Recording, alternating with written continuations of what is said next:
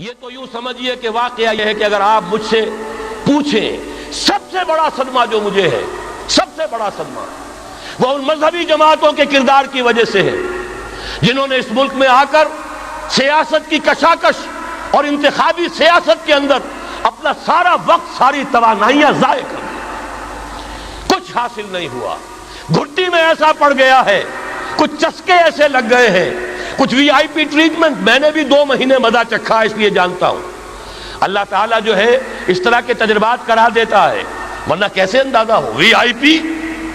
علیحدہ اتر رہے ہیں، آپ کے لیے گاڑی آپ کے بالکل دروازے پر کھڑی ہوئی ہے، سیڑھی سے اترے آپ جہاز کے اور گاڑی موجود ہے، یہ ساری وی آئی پی ٹریٹمنٹ مل رہا ہے۔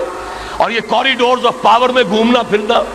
ان جاگیرداروں کے ساتھ بیٹھنا، یہ ساری لعنتیں جو آئی ہیں مذہبی جماعتوں کے اندر، یہ صرف اس انتخابی سیاست کی وجہ سے۔ میں بڑے صدمے سے عرض کر رہا ہوں، واقعہ یہ ہے میرے نزدیک اس ملک میں اسلام کے نہ آنے کا پہلا مجرم مسلم لیگ نہیں ہے، پہلی مجرم وہ جماعتیں ہیں جنہوں نے اپنا سارا وقت انتخابی سیاست میں اور اقتدار کی کشاکش میں